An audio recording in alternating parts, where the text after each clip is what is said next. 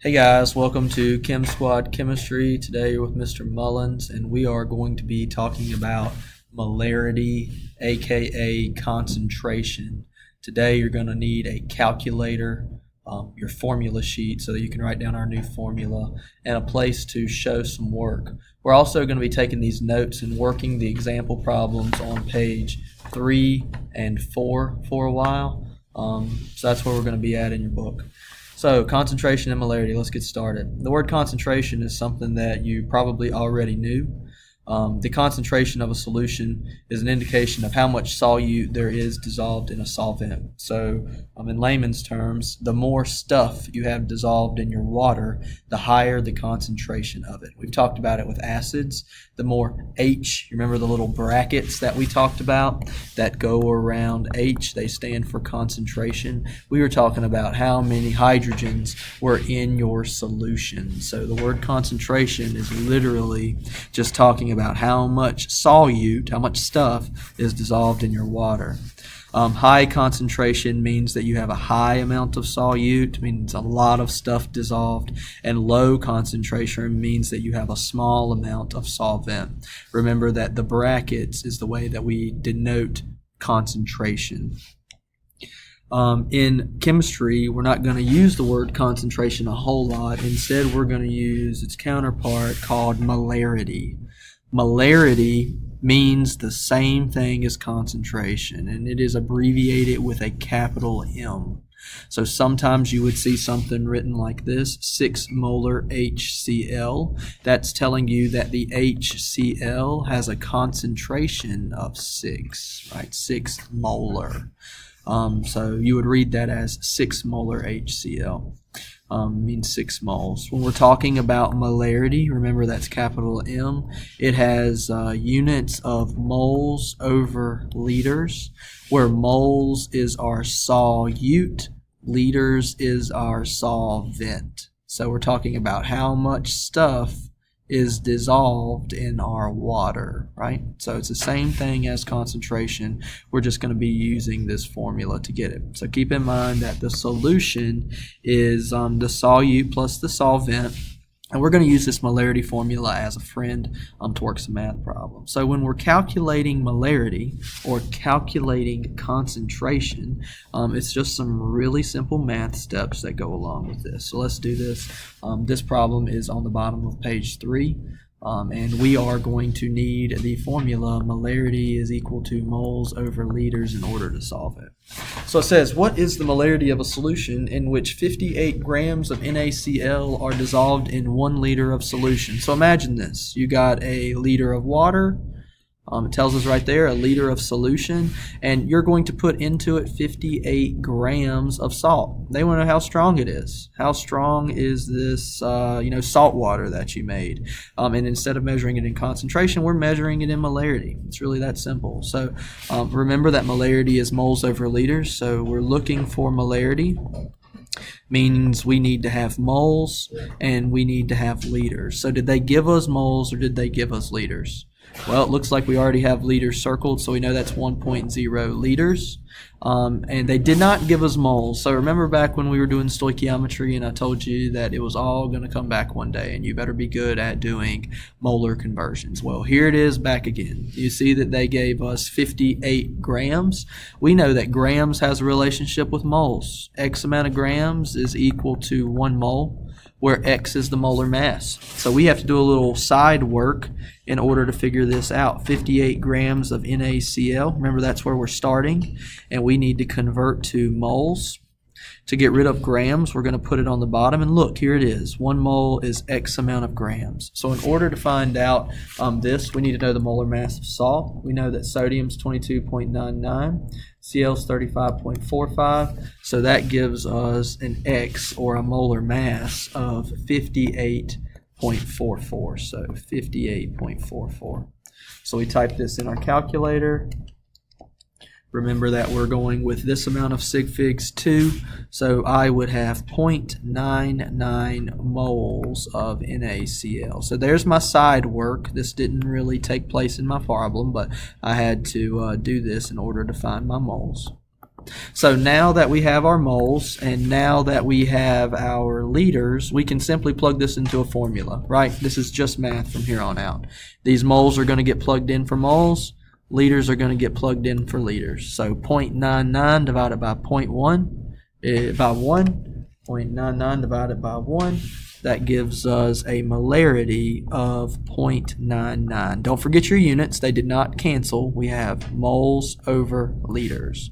So there is my answer. My sodium chloride solution is that strong as a concentration of that. Pretty simple.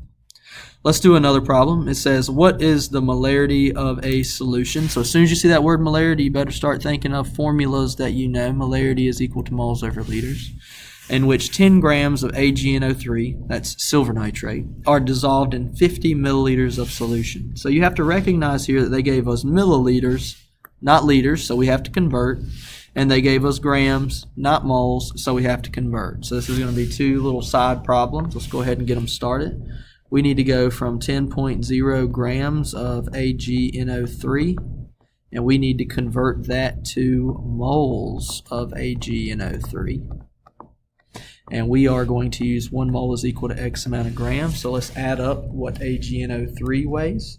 So we're just getting this straight off the periodic table. We're adding up 1 silver, 1 nitrogen, and 3 oxygen straight off the periodic table. Give me 1 second. I'm also doing it. And I got 169.88. So when I do this problem, I get 10 divided by 169.88 with 3 sig figs. That tells me I had 0.0589 moles. So we have found our moles. We just need to keep going. We have 500 milliliters. Right? We want to convert that to liters. So milliliters on bottom, liters on top. We know that it's 1,000. So 500 divided by 1,000 is going to give us, looks like just 1 sig fig, 0.5 liters. So now that I have my liters and I have my moles, I can simply plug them both into my formula. So let's go ahead and do that. 0.0589 divided by 0.5 gives us 0.1178, but we need 1 sig fig because of this number, so 0.1 molar. So you can write the M for molar, or you could write it as 0.1 moles over liters. These mean the exact same thing. All right, let's go ahead and do another one. How many grams of KNO3 should be used to prepare 2 liters of 0.5 molar solution? So they switched it up on us here. We know that molarity is equal to moles over liters, and they gave us molarity this time, right there, 0.5 molar solution. So that's our M, so 0.500 molar. And we have that is equal to, they didn't give us moles, but they did give us liters, so 2.00 liters. So in this case, we're going to have to solve for moles, and then we're going to go from moles back to grams. So let's go ahead and do that. We got to do 0.5 multiplied by 2, 0.5 multiplied by 2, and that's going to give us 1 mole of this KNO3. But they're asking us for grams, so we're going to go from 1 mole of KNO3 back to grams. So you can see it's just a little bit more busy work. We got 1 mole is equal to X amount of grams, and in this case we've got 3 oxygens, 1 nitrogen, plus 1 potassium, 39.1. That gives me 101.11. So it looks like multiplied by 1, I'm going to get 101.11 grams. But we need 1 sig fig, so that's just going to be this first one. So my real answer is 100 grams. So you can see all this is just a simple math calculation to take you from one unit to another. I'm going to help you do one more, and then you're going to have to do some problems on your own. So it says, to what volume should 5 grams of KCl be diluted to prepare a 0.25 molar solution? So you see they gave us molarity and they gave us grams. They're also talking about volume. So we know the relationship here is going to be molarity is equal to moles over liters. You got to start picking out what formula to use. They gave us the molarity, so that's 0.25 molar. They did not give us moles, but we can get that from grams, so let's go ahead and do that. 5.0 grams of KCl. We need to convert that to moles. Don't get lazy on me. 1 mole is X amount of grams, 35.45, plus K, which is 39.1. That gives me 74.55. So 5 divided by that. With two sig figs, we're going to have 0.067 moles of KCl. Let's go ahead and plug it into our formula. So 0.067 moles divided by liters. So if we want to get liters all by itself, you're going to have to do some math here. I assume you guys can do that. If we want to get liters off the bottom, we're going to multiply it up to the other side, and then we're going to divide the molarity back away from it. So we're going to end up with 0.067 divided by 0.25, 0.067 divided by 0.25 molar, and that's going to give us 0.268 liters. But with sig figs, looks like we have 2, so that's 0.27 liters would be our final answer.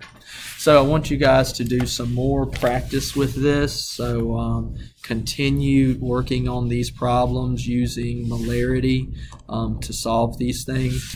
And we are going to be doing the problems. Let me find it in my book really quick. On page 9. So start doing the problems on page 9, and you'll have some time to do that. Page 9. Remember, we're using molarity is equal to moles over liters. If you're finished with that, then it's time to work on your study guide, which is pages 15 through 18. So the study guide is 15 through 18. Thanks, and have a great day.